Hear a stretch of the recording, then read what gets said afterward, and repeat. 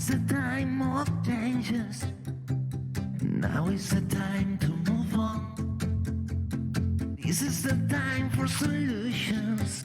Feel the motion. Be new is born. The need all of you. Now I'm connected to you. The need all of you. Be new will do it for you. This is the time for solutions. Be new is for you. Buenos días de nuevo, seguimos aquí en la Barcelona New Economy Week. Bienvenidos a todos los que estáis aquí en este plató dedicado a la industria digital y bienvenidos también a todos aquellos que nos seguís por streaming.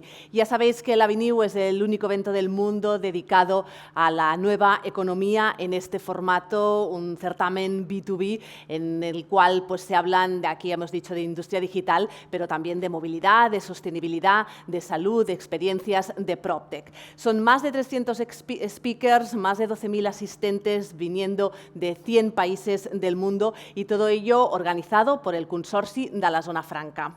La siguiente sesión la destinaremos a abordar las diferencias entre lo que sería un ecosistema digital y un ecosistema Deep Tech. Y es que no es lo mismo una empresa digital que una dedicada al Deep Tech. El Deep Tech, digamos que va más allá, son iniciativas con base tecnológica, también científica y que, para decirlo de alguna manera, intentan de hacer del mundo un lugar un poquito mejor. Ahora ellos lo explicarán mucho mejor, pero así a grandes rasgos y buscando, pues preparando esta introducción, ¿no? Encontré un símil que decía una aplicación de transporte privado puede ser muy rápida, puede ser muy eficaz, puede ser muy rentable, pero no es Deep Tech. En cambio, pues una aplicación que lo que hace es producir unos chips que hacen que el teléfono móvil vaya más rápido, esto sí que lo sería.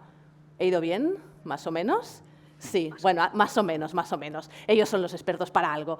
En todo caso, os presento ya a la persona que va a moderar esta sesión. Ella es Itziar Blasco. Buenos días, bienvenida también.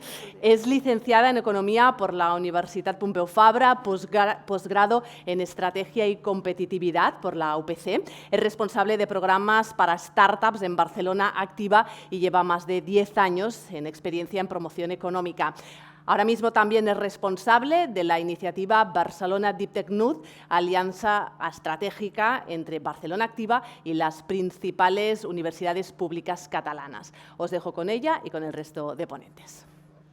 Muchísimas gracias por la presentación. Bueno, antes que nada agradecer también al Consorci de la Zona Franca por la oportunidad que nos da al poder explicar todo lo que estamos haciendo en Barcelona y desde el Ayuntamiento en temas del Deep Tech.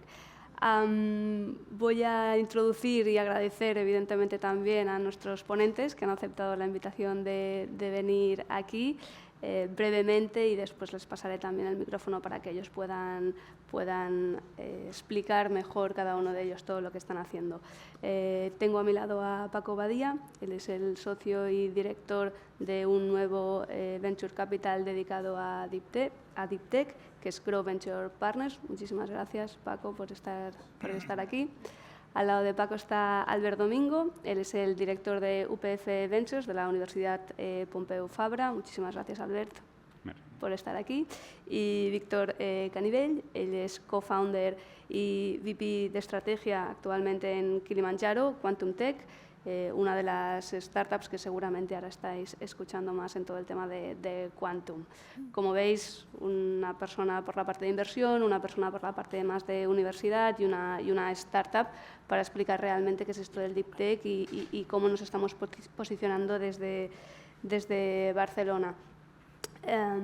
Aprovecho para daros ahora la palabra para que podáis explicar un poquito y luego ya entramos en debate sobre todo qué es, qué no es, cuáles son las diferencias y cuáles son los drivers, ¿no? los challenges, los retos que este tipo de startups y de ecosistemas tienen y se enfrentan cada día.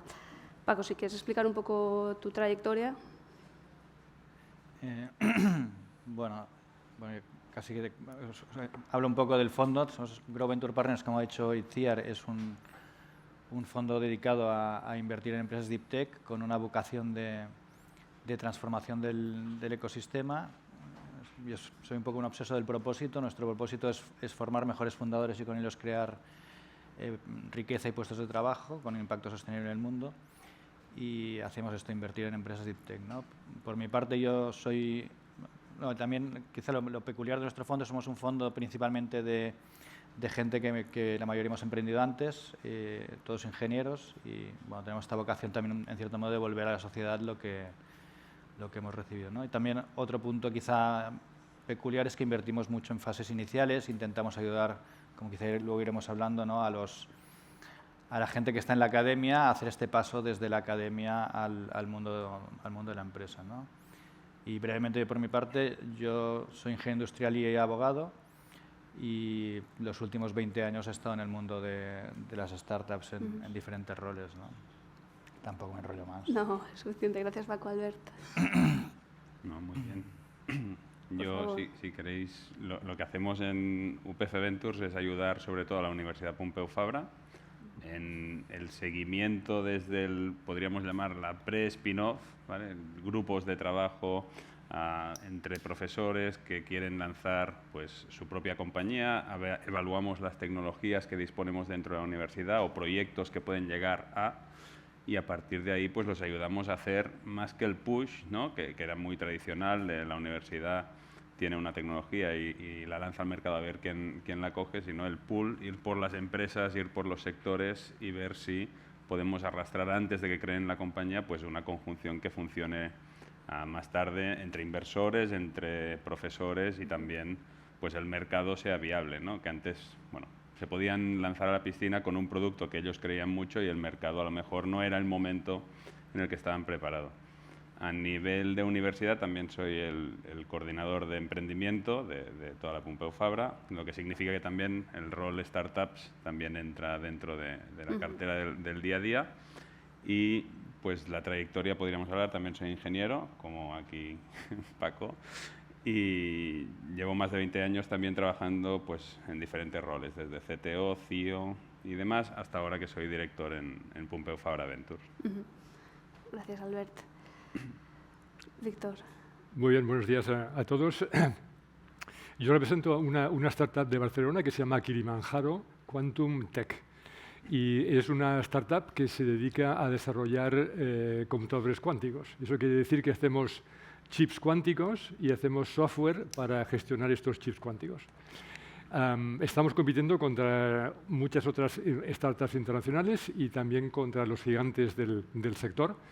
Es un terreno emergente, es una tecnología muy innovadora y como aún no está establecida exactamente cuál va a ser la fórmula mágica que va a permitir construir estos nuevos computadores cuánticos, esto da opción a que pequeñas startups innovadoras como la nuestra podamos estar en este mercado y podemos proporcionar ideas diferentes, ideas nuevas. Nosotros, en particular, hacemos lo que se llama, lo que denominamos Quantum ASICs, es decir, chips cuánticos dedicados a ciertos problemas concretos. En particular, estamos haciendo los primeros chips para poder trabajar y estudiar y conocer bien el funcionamiento de ciertas moléculas químicas. ¿De acuerdo? O sea, que es un ordenador que está pensado para un problema muy, muy concreto. Y ahí es donde tenemos nuestra chance.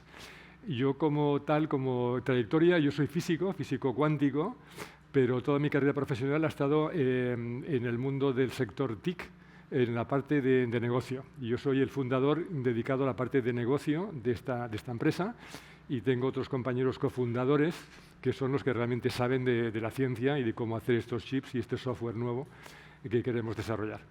He estado trabajando muchos años en multinacionales americanas, fundamentalmente a nivel europeo, y ahora en los últimos años he estado trabajando en startups, en el mundo del software, de seguridad, de bioinformática, y esta última aventura, que es muy emocionante, es la de la computación cuántica. Muchas gracias, Víctor. Para aquellas personas que no están tan familiarizadas con el concepto Deep Tech, simplemente aclarar, ¿no? Y yo creo que con la explicación de Víctor ya se entiende, que son aquellas startups que realmente pues, tienen un producto, un servicio que viene gracias a una investigación, a una ciencia, a un proceso de desarrollo y innovación muy fuerte. Normalmente tiene un time to market para que llegue al mercado mucho más largo y tienen un doble riesgo, ¿no? Siempre decimos el riesgo del producto, el riesgo tecnológico y el riesgo de que haya una aceptación por parte del mercado. Últimamente, si estáis también familiarizados, en los últimos 5 años se ha hablado muchísimo sobre este tema. Parece que estamos en un hype o no. Yo creo que este es un debate que me gustaría ahora abrir un poco, si realmente pensáis que toda esta nueva ola de la innovación, que muchos llaman, ¿no?, a través de estas empresas de nueva creación basadas en ciencia, sobre todo en ciencia, y que incluso muchos se presentan como los, no sé si salvadores, pero sí que ayudan a solucionar los grandes retos de la sociedad, si ha venido para quedarse o no, si de alguna forma veis en vuestra actividad ordinaria que realmente pues estáis sintiendo más atracción por parte de fondos, por parte de corporaciones, por parte de startups sobre estas temáticas. ¿Cómo estáis viviendo este momentum, ¿no?, que está teniendo el Deep Tech? Pues, a ver, yo creo que claramente ha venido para quedarse. O sea, es una mega tendencia de la historia, casi. La historia cada vez se va acelerando más, cada vez las tecnologías se adoptan más rápido, el conocimiento es acumulativo y cada vez la tecnología va más rápido. Por lo tanto, cada vez hay empresas más tecnológicas y con más complejidad tecnológica, ¿no? Un ejemplo algunos hemos visto, ¿no?, las gráficas estas, ¿no?, de la adopción del teléfono, la adopción del fax, la adopción del email, pero ahora yo al menos no la he visto, la adopción de ChatGPT, ¿no? Pues fue algo explosivo, ¿no? Incluso ahora dicen que se está calmando, ¿no?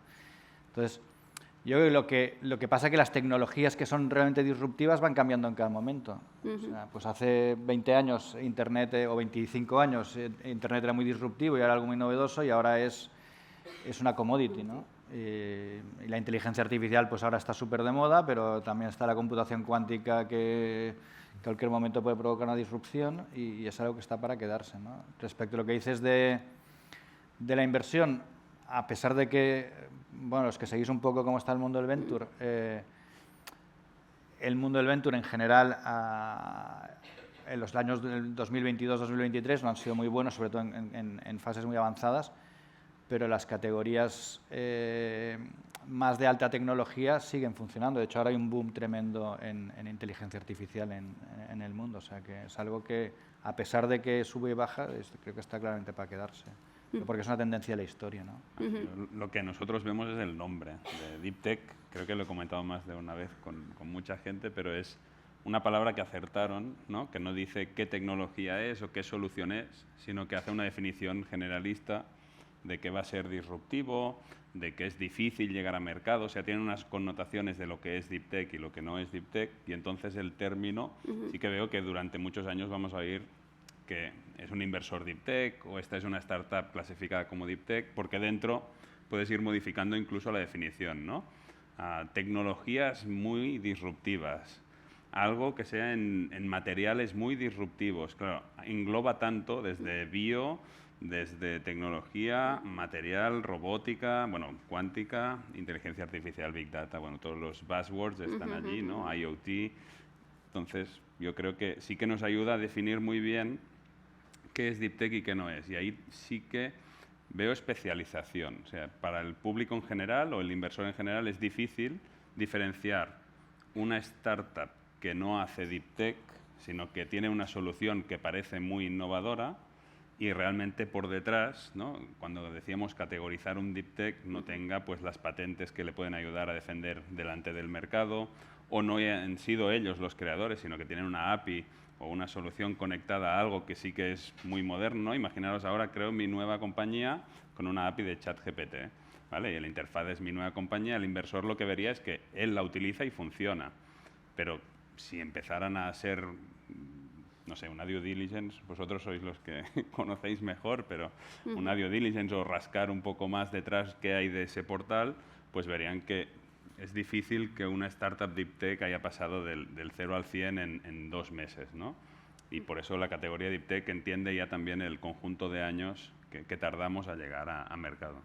No sé, vosotros. Víctor, en vuestro caso, con la startup, ¿estáis notando como mucho más interés ahora en estos últimos tiempos que al principio? No.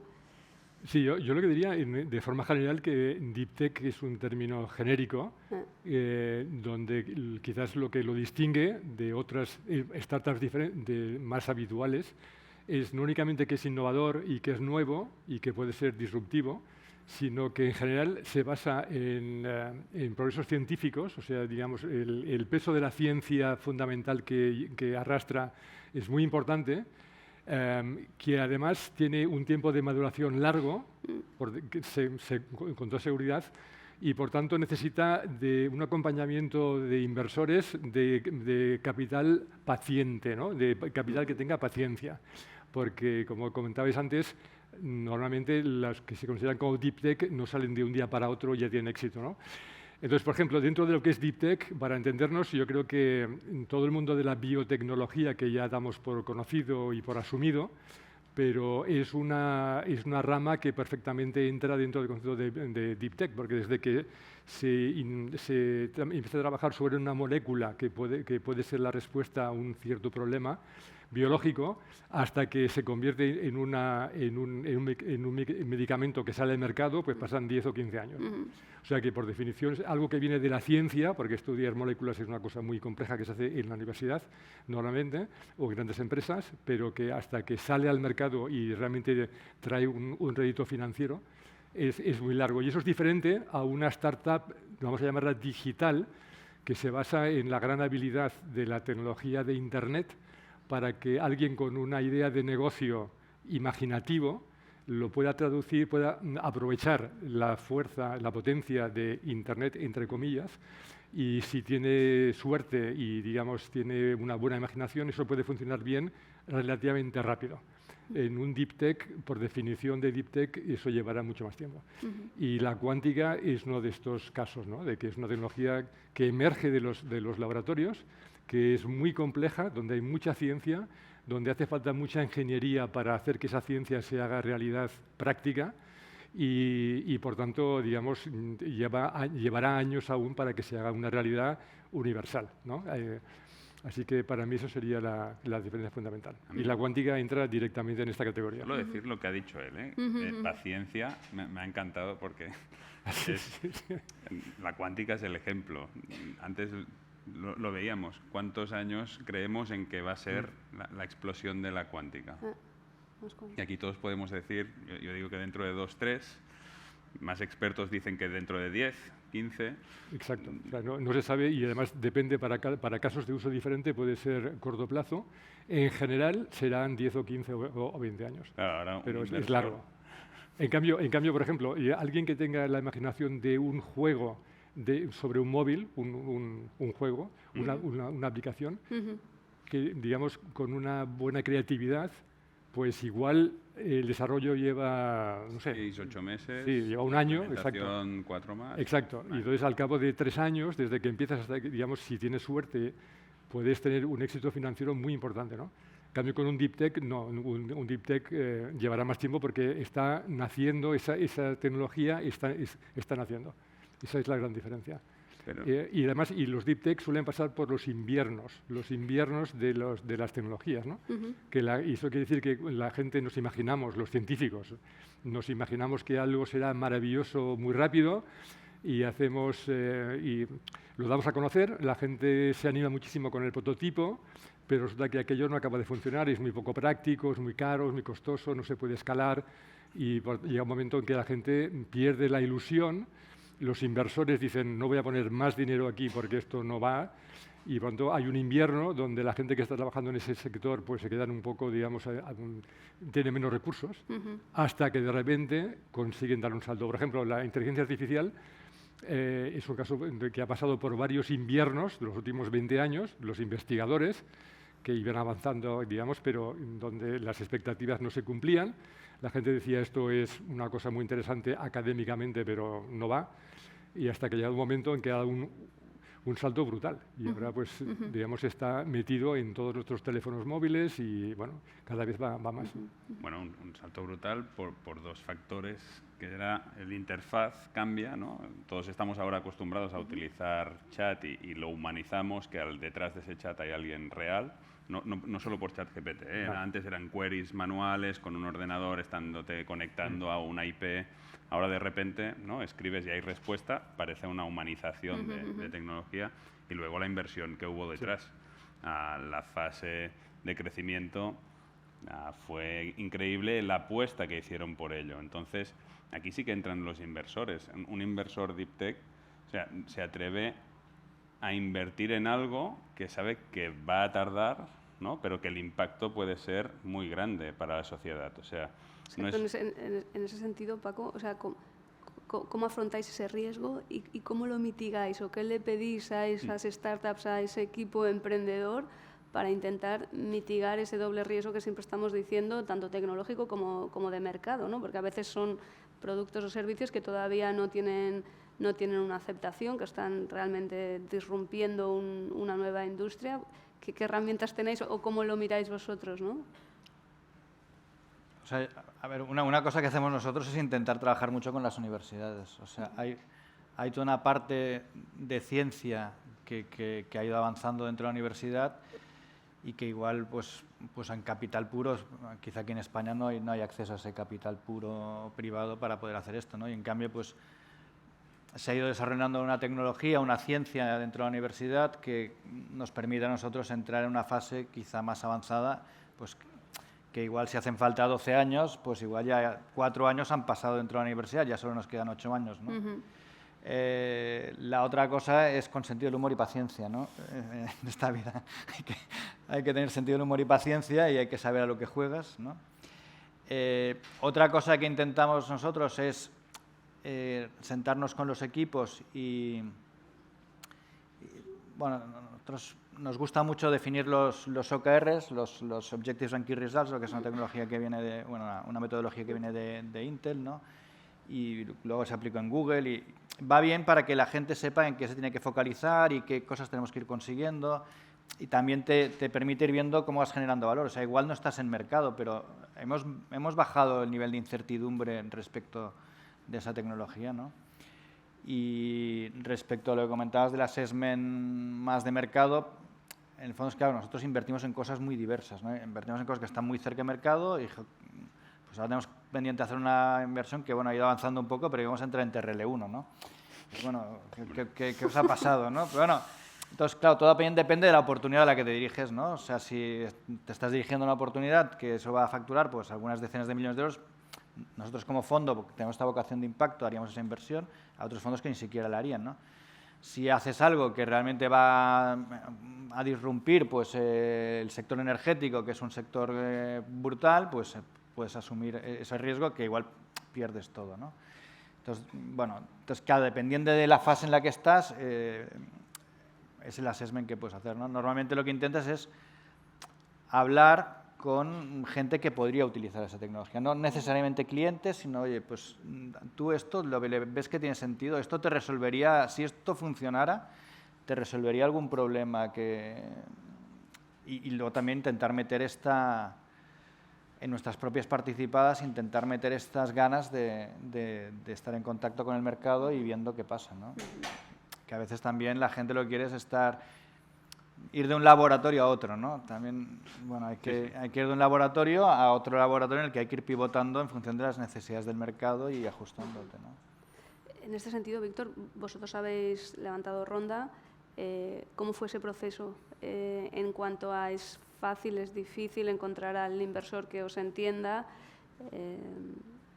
Sí, vamos a ver, yo creo que en los temas de Deep Tech, para empezar, como decimos que se basa mucho en la ciencia y por lo tanto eso se hace en los centros públicos, en las universidades y en los centros de investigación, hay un paso importante también a tener en cuenta, que es que la primera financiación suele venir de subvenciones.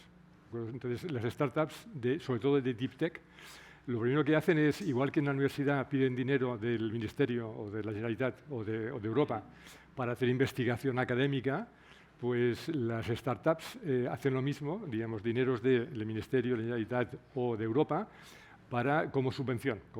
Es decir, es dinero gratis en el sentido de que no hay que dar, digamos, ninguna participación, pero hay que cumplir con ciertos objetivos de desarrollo. Entonces, hay toda una dinámica inicial, cuando nacen estas, en el caso nuestro también, en que consigues subvenciones. Y después con eso te ayudan a construir tus primeras versiones o prototipos y con eso vas a hablar con gente como Paco y dices, mira, gente como Paco, pero por cierto, no vas a hablar con cualquier VC, con cualquier capital riesgo. No vas a hablar con cualquiera, porque la mayoría de los capital riesgo están pensando en inversiones a más corto plazo. Ellos quieren invertir y, digamos, recuperar su inversión al cabo de 4 o 5 años. 4 o 5 años. Una deep tech normalmente, el caso, por ejemplo, paradigmático son las de biotech, pues son 10 o 15 años. Para nuevos materiales, pues también son procesos largos. En el tema de la cuántica son procesos largos. Entonces hay que saber con qué capital riesgos ir a hablar, porque no todos tienen interés en cosas a largo plazo. No todos son pacientes, ¿no?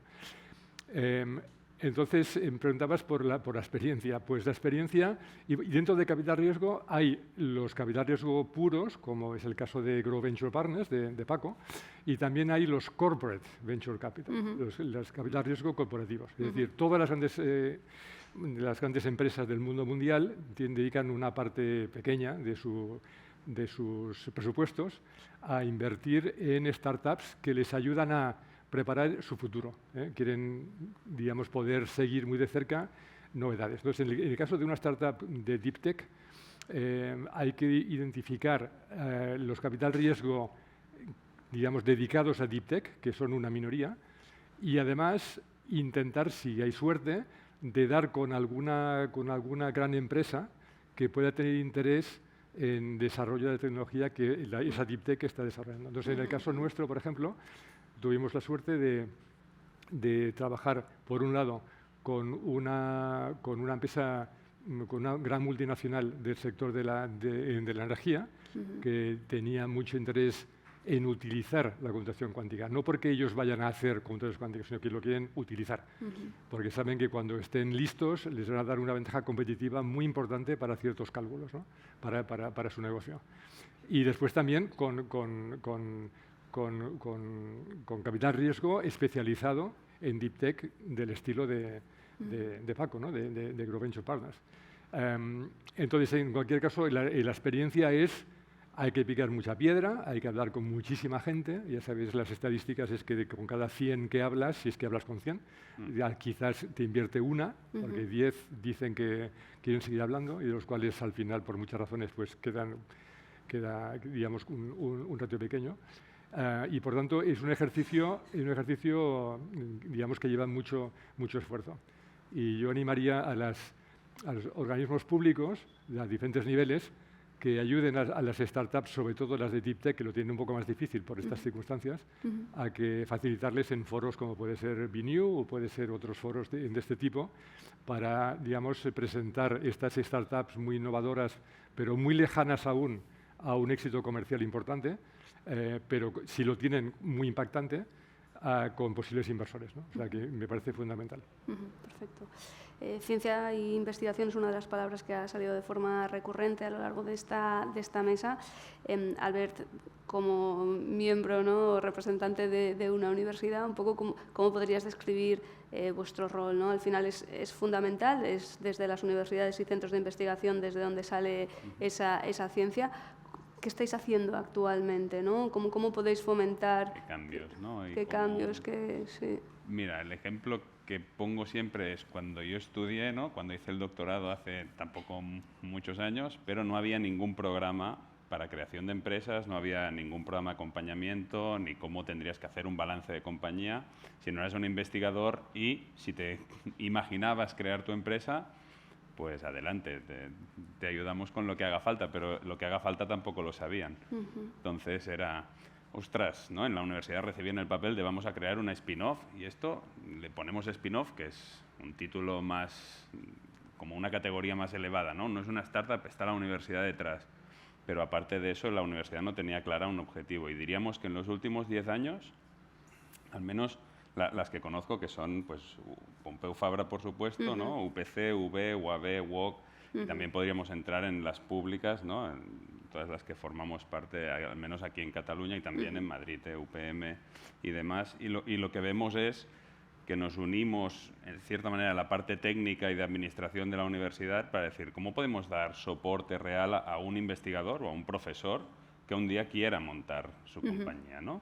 Y cuando hacemos esto, que empiezan a salir los números y ratios de spin-offs creadas por universidad, ¿no? O compañías deep tech creadas por universidad, y de repente, claro, si creas un KPI o un indicador, pues de repente todo el mundo entiende que eso tenemos que, al menos que ponga 1 o 2, ¿no? No que ponga un 0.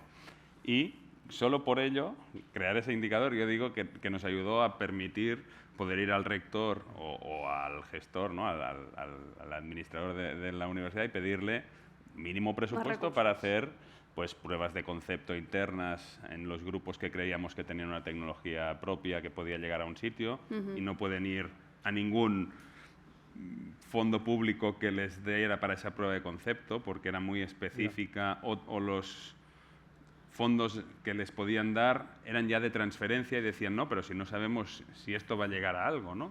Y al final, pues era destinar, yo creo que lo primero fue presupuesto y luego tener programas. Y ahora podríamos encontrar, al menos aquí en Barcelona, que cada universidad tiene un programa para investigadores y un programa para estudiantes, ¿no? Startups y spin-off. Podríamos llegar a que desde el ayuntamiento, bueno, Barcelona Activa lo sabéis de sobras, pero tenéis también programas para más deep tech o de aceleración para deep tech y otros más también para startups muy de impacto, pero que no son con esta tecnología detrás. Y luego los inversores. De repente, cuando nos creamos, les contábamos y decían, no, esto... Y primero se nos acercaban desde fuera, ¿no? Holanda, Francia, nos venían inversores que ya allí lo entendían y aquí aún era como... Estos se creen que están haciendo algo distinto a una compañía, ¿no? Y de repente, pues, han crecido también, yo diría que en Barcelona principalmente, diferentes inversores, también en Madrid, pero que están focalizados incluso en Deep Tech, ¿no? Y eso nos ayuda, pues, a tener formación, o sea, PIs, ¿no? Profesores, investigadores formados para la creación de empresa, aunque no la logren a crear esa vez, ya tienen la idea de lo que puede ser. Hemos logrado que tengan peers, o sea, tienen compañeros que han montado su spin-off, por lo que ya no es hablarle de una entelequia, sino, escucha, el compañero de laboratorio montó su compañía y aún funciona, ¿no? No es alguien que le hablábamos de Silicon Valley, estamos hablando de tu compañero de laboratorio o tu ex estudiante de doctorado se ha montado la compañía y le ha funcionado con lo que estáis haciendo en el grupo. Yo creo que esos son los ejemplos que nos funciona para que el resto vea que se puede hacer. Era una limitación mental, yo creo que era mental, que teníamos de no nos podemos lanzar a montar una compañía. No sé. Y en los casos que habéis visto, Víctor, en el tuyo personal o Paco, cuando invertís, ¿qué tan importante es que esa persona, el personal investigador, el que ha estado en el día a día creando esa tecnología, pase a ser parte de ese equipo emprendedor o incluso que lidere, ¿no? el proyecto?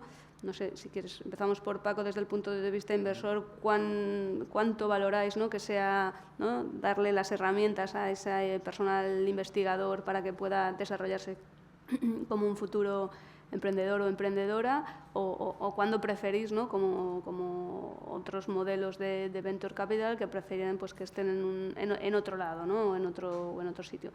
O depende del proyecto, evidentemente. No, aquí ya sabes que hay dos grandes teorías, ¿no? Una que dice que los científicos son absolutamente incapaces, o investigadores son absolutamente incapaces de llevar una empresa, y otra teoría que dice que sí que son capaces al menos de hacer algo, ¿no?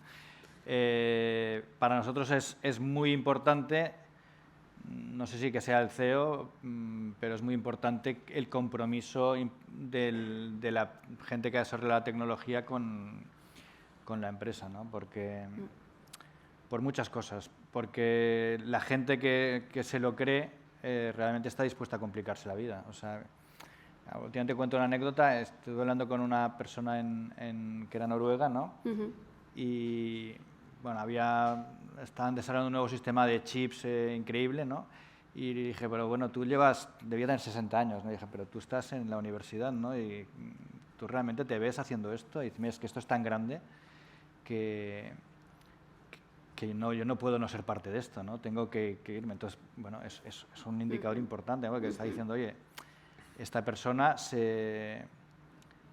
ve que la tecnología tiene sentido, siente la necesidad vital de llevarla al mercado y luego se va a comprometer con el pivotarla, ¿no? Entonces, para nosotros esto es muy importante, ¿no? ¿Cómo se hace esto? Pues a nosotros nos gusta hacer el coaching y ayudar a que esta gente vaya haciendo cambios mentales, ¿no? Yo creo que hay un ejemplo que es el de Google, ¿no? Google sale del doctorado de los estudiantes de Stanford, ¿no? Sergey Brin y su socio, que ahora me sale el nombre, y cuando invierte Kleiner Perkins, por un lado les pone un coach a cada uno de los dos, que es un libro ahora famoso que es $1 Trillion Coach, y luego les pone más adelante les pone a Eric Schmidt, y luego Eric Schmidt se va y vuelven a coger el rol ellos, ¿no? También hay que trabajar, dependiendo de la disponibilidad de capital, este tipo de cosas, ¿no? Pero es importante la implicación, porque también muy probablemente en una empresa Deep Tech la tecnología va a tener que irse ajustando y pivotando y refinándose para dar respuesta al mercado. Y si estamos en modo, bueno, yo ya hice mi patente y aquí os las apañéis, o bueno, aquí hay alguien que se ocupa del mercado y yo tal, el fracaso está, en nuestra opinión personal, hay diferentes teorías, es que el fracaso está garantizado, ¿no? ¿Cuál fue vuestro caso, Víctor? ¿Cuál ha sido vuestro caso en cuanto a personas que empezaron y en qué punto estáis ahora en este sentido? Sí, totalmente. Yo creo que como una reflexión general diría que uno de los temas que tiene que resolver una startup de Deep Tech, de una tecnología que está aún lejana en el tiempo, es que no únicamente tiene que desarrollar la tecnología, que está muy verde aún, sino que además tiene que encontrar el enganche con el mercado, porque es una cosa tan nueva, por definición esto del Deep Tech, que son tecnologías muy, muy nuevas, y no está claro realmente dónde van a ser útiles, para qué aplicaciones.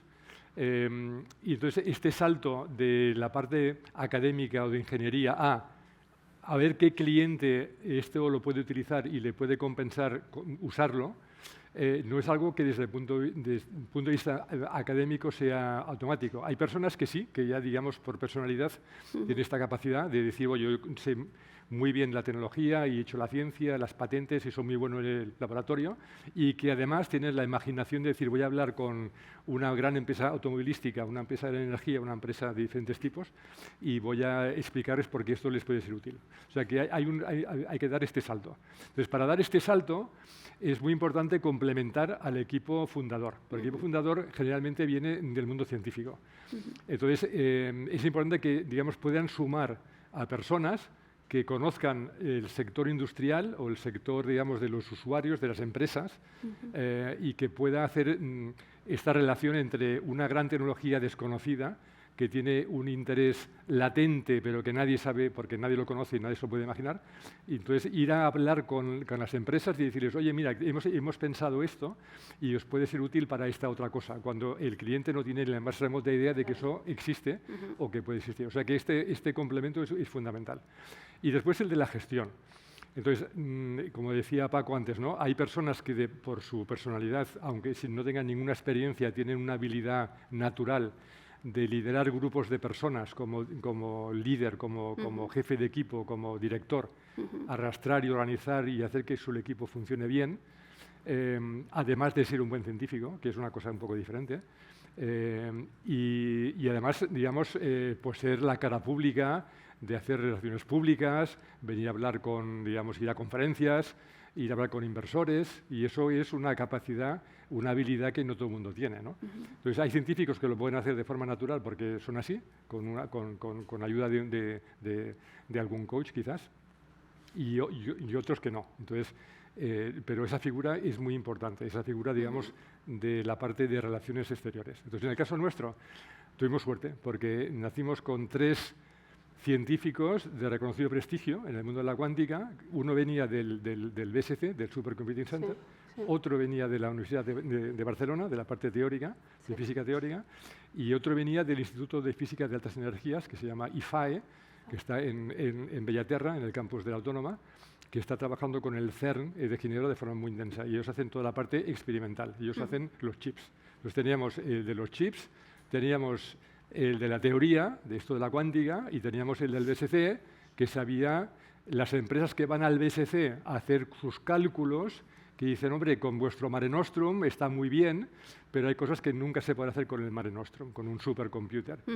Pero en cambio he oído que hay una cosa nueva, diferente, que se llama Quantum Computing, y que quizás ahí esto sí que me puede ayudar. O sea, que digamos tenemos esa combinación de know-how. Y en el caso mío, pues yo de física la tengo totalmente olvidada porque hace muchos años que terminé yo mi doctorado y no lo he tocado más, pero tengo una cierta intuición de lo que es, pero sí conozco todo el sector informático y conozco pues cómo funcionan las empresas con las cuales nosotros como pequeña startup hemos de hacer colaboraciones, porque está claro que una pequeña startup, bueno, Google, por ejemplo, pues sí que nació y creció y se hizo en el dominador mundial, pero lo normal o lo habitual, digamos, lo habitual es que hagas relaciones con empresas más grandes, establecidas, que ya tengan clientes a los cuales tú puedas explicar lo que tú tienes, que sea complementario a lo que ellos ya tengan y junto con ellos puedas ir a grandes empresas, ¿no? Y además yo también tenía la experiencia de trabajar con los clientes, o sea, ¿qué es un cliente, ¿no? ¿Qué problemas tiene un cliente? ¿Qué necesidades tiene un cliente? ¿Cómo tratar con un cliente? Y eso a veces los científicos, porque nunca lo han hecho, pues es algo que no tienen la práctica. Que una vez lo hacen, lo aprenden muy rápido, pero que de entrada no es algo quizás muy innato, ¿no? O sea que tuvimos esta suerte. Y entonces con esto hemos conseguido pues crear un equipo de casi 40 personas. Hemos construido el primer quantum computer en los Emiratos Árabes Unidos, en Abu Dhabi, que fue un éxito muy especial. Y ahora estamos construyendo el primer quantum computer aquí en Barcelona para España, ¿no? O sea que hemos tenido suerte que hemos podido, digamos, crecer rápidamente. Y yo creo que la composición del equipo inicial fue muy complementaria y muy completa. Y yo creo que ese tipo de complementariedad en cualquier spin-off o startup es realmente importante. Perfecto. Yo quería solo añadir el papel de la universidad, que me gusta oírlo en todos los ejemplos, tanto Google, Facebook, ahora Meta, a todos los ejemplos, ¿no? Dices, salieron de la universidad. Bueno, el primer proyecto lo hicieron en la universidad, porque ellos no tenían 50 servidores a la velocidad que iban en ese momento, o ellos no tenían las conexiones con todas las redes como tenía en ese momento Stanford, pues a jugar, ¿no?, con la conexión que tenía la universidad, o ahora mismo los centros como ha hablado él, el BSC o el PRBB, o en la UABL el Sinclutró. O sea, todos esos ejemplos, tú en tu casa, aunque tengas la idea, ¿no?, dices, ¿cómo podría yo hacer? Pues como no estés en esos centros, difícilmente vas a conseguir esa tecnología Deep Tech. O, por ejemplo, aquí antes he visto que había las impresoras y demás, pero está el EITAD detrás, ¿no? Y vas viendo todos esos centros tecnológicos que al final, y las universidades, ¿no?, damos el soporte tanto en capital humano, en congresos. A veces dicen, han hecho un congreso de IA, ¿no?, y se han reunido ahí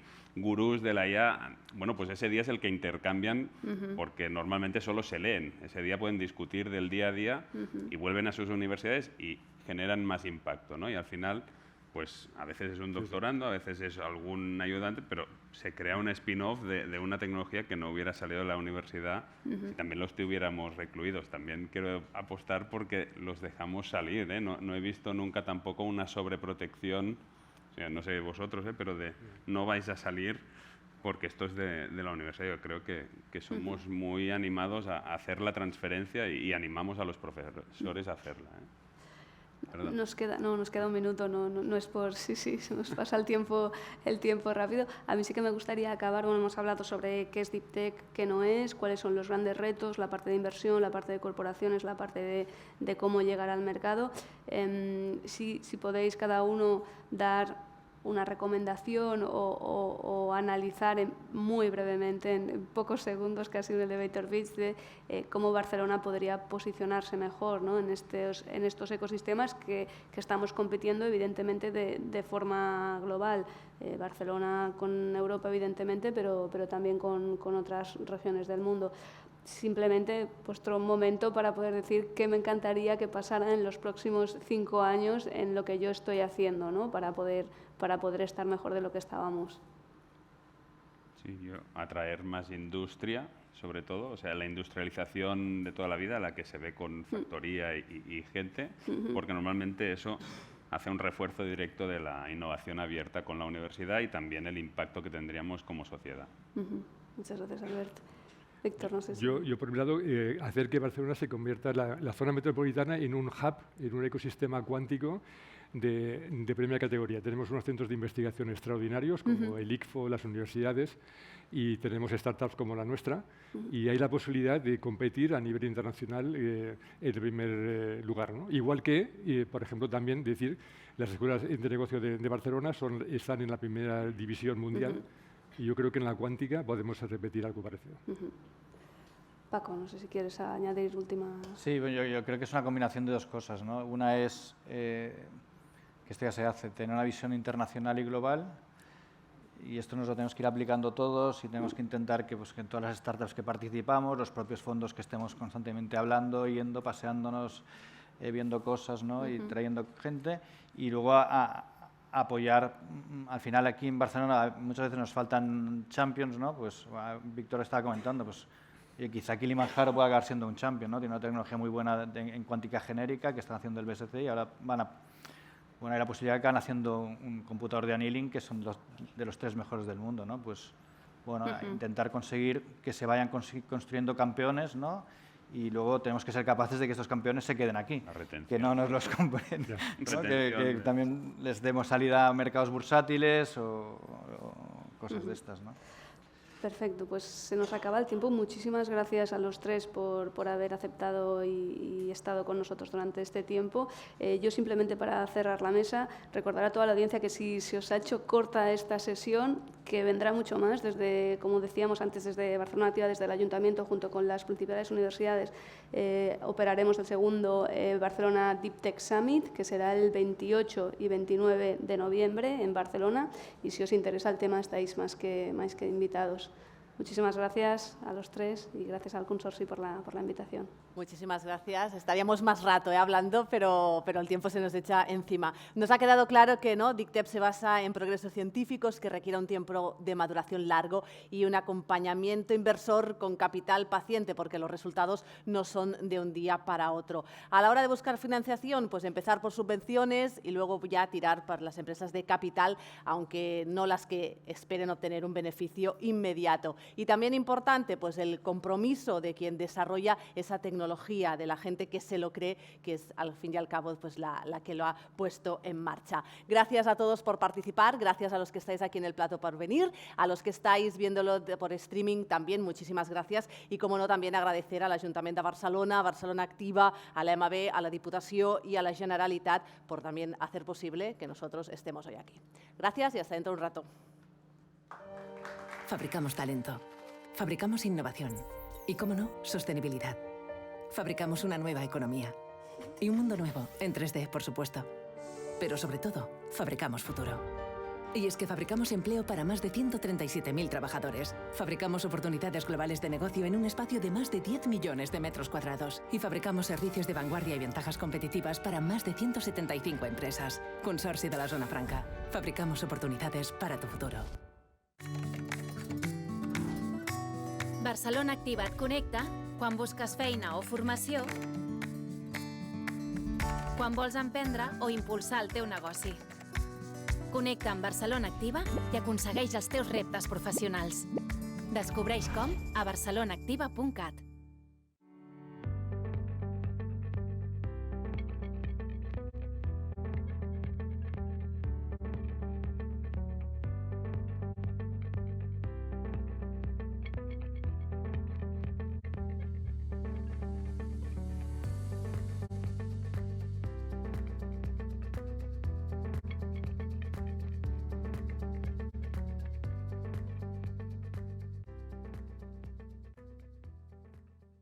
Barcelona means relaxing.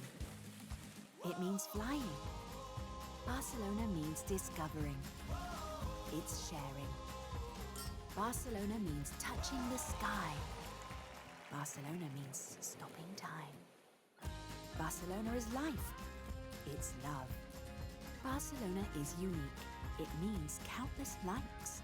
Which Barcelona do you know? Discover them all at barcelonaismuchmore.com. Catalunya és un país que es mou. Milions de persones es desplacen cada dia. I cada cop més ho fan amb transport públic. Catalunya aspira a tenir la gestió integral de la xarxa que connecta tot el país. Una xarxa capil·lar i extensa que permet la mobilitat de proximitat. Una xarxa que connecta territoris, pobles, barris i ciutats. És a dir, que connecta persones. Una xarxa que afavoreix l'equilibri entre territoris i dinamitza l'activitat econòmica i que, alhora, ajuda a la descarbonització i facilita la descongestió de les nostres ciutats. Perquè sabem que una bona xarxa de transport públic és fonamental per a la qualitat de vida de les persones. Volem un transport públic per a tothom i a tot arreu.